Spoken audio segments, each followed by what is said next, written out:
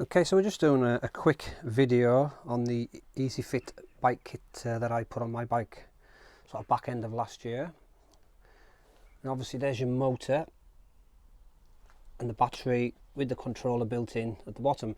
Now when I first got the kit, I fitted the screen, display screen.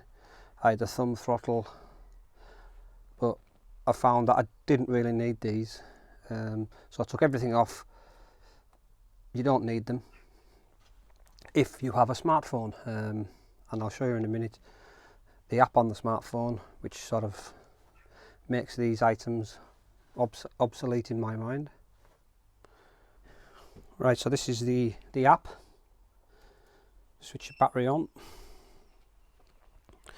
and it gives you everything that you require. You've got your battery percentage in the top right, you've got your motor in the top left, obviously your speed is there. You can adjust your pedal assist. I keep it around 65, 70. It was windy yesterday so I kept it there. All your settings, obviously just my name, your firmware update, so if it's up to you, mine's got the latest firmware version. It gives you your distance, how far you've travelled. Now this is the speed limit one, so if you don't want it set unlimited, and that will mean that it won't cut off after 15 mile an hour.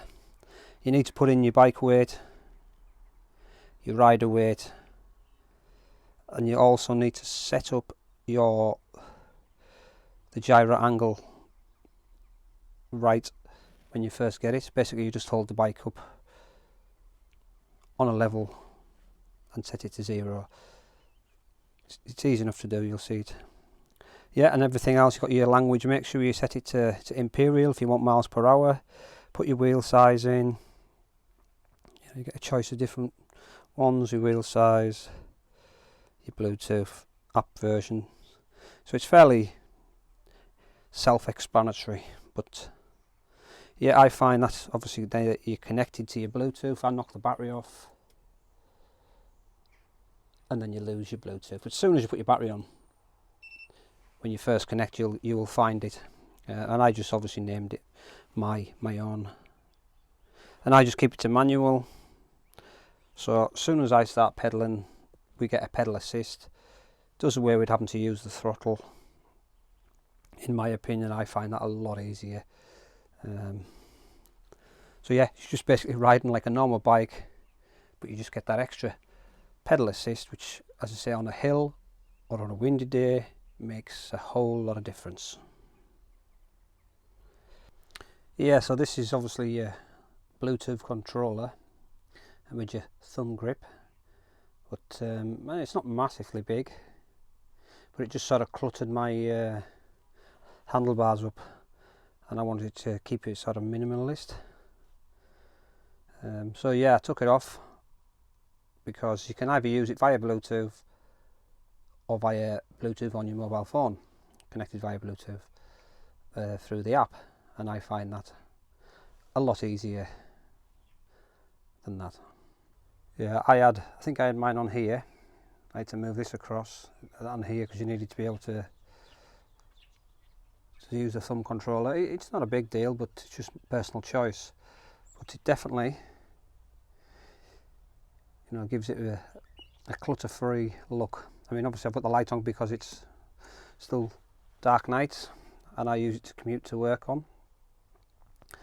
But the kit itself is really light. I believe that one there is if you have a controller or you don't have Bluetooth to control it via the hand grip. The good thing is your built-in controller, which is very small compared to some of the ones I have seen, and that is your 250 motor. Obviously when you do fit it, I've got like a Velcro attachment on here. This just pulls out, so if you need to take the wheel out, so you don't have to take all the cables out, you just pull that out and that you can pull your wheel out. to do, you know, if you get a flat tyre en route or whatever. And I've also attached on mine, just because I like to mess about with stuff, you know, it's handy if you're going down a downhill and you want to get a bit of speed, drop the seat. So I put a dropper post in. But there's one thing I will show you what I have done with the battery mount and controller. I'll bring you back. Yeah, so one thing I did do, right down the bottom there, I drilled, I think it's probably about an 8mm hole. I found the water on a wet day was running down, and it was sitting and it was holding just there, so you're getting a bit of water welling up there. So I just drilled a little drain hole, as you can see, and any water that does get down here runs out the back, and obviously it'll come sort of down, out, gone, and it won't well up anymore. So that, yeah, if anybody's got this kit, if you're out in the rain, which, you know, I occasionally am, you know, the water tends to run down the bottle battery, and it wells there. So yeah, just a little tip, just a little hole before you fit it, just right in that corner, and just drill it out, and you won't have any problems with water. Yeah, just on another note, I noticed I've seen some people run the cable directly from here up that way and then down over the forks, but I found, you know, it's just personal choice, run it down here and up under the sort of crossbar and down, and there was just enough cable, and I can turn the wheel, no problems, for the connector. But I put a velcro there so I can take it off if I'm out and I get a puncture. Right, so you may well ask, why don't I just put my phone on here? I did have my phone on here at one stage, but I wasn't keen. I have my Garmin on. I like to record me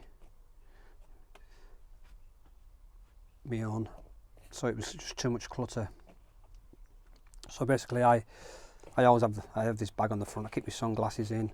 You can either put your phone in there, but I normally just keep it, can't do it one-handed, keep it in my pocket, and if you need to adjust anything, you just pull over and adjust it.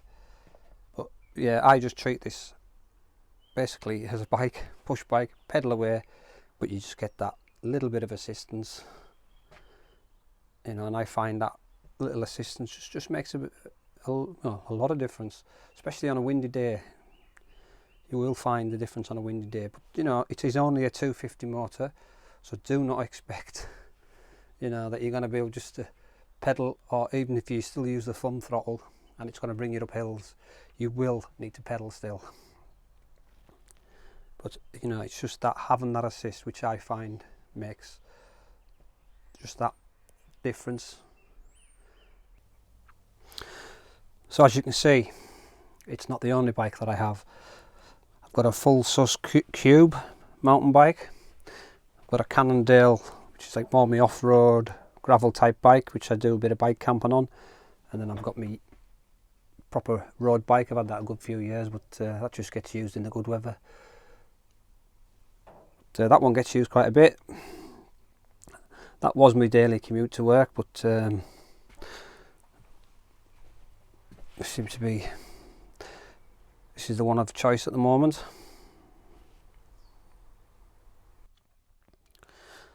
Yeah, so if you have purchased the Easifit e-bike kit, I would recommend a 18mm spanner, because then the front wheel nuts definitely need to be nice and tight, so you want it properly fitting so you're not turning, or if you use like I used an adjustable spanner when I first got it, it's okay, but this really good tight fit, so recommend that. Tyre levers, spare tube, carry a pump with you, pair of gloves for keeping your hands clean, because if you're out 15 mile out in the country on the bike, 20 mile out, you get a puncture, this is the basic kit. Clearly you need that for the front wheel. The back wheel on mine is quick release, so it's not a problem. your tyre levers, pump and a spare tube, and that will get you back home. Yes, if you've got any more questions regarding this kit, please feel free to leave a comment. I always get back. Please give it a subscribe, hit the notification button, because I'm always doing little bits of videos when I'm out on the bikes if you're interested in this type of stuff. Thanks for watching.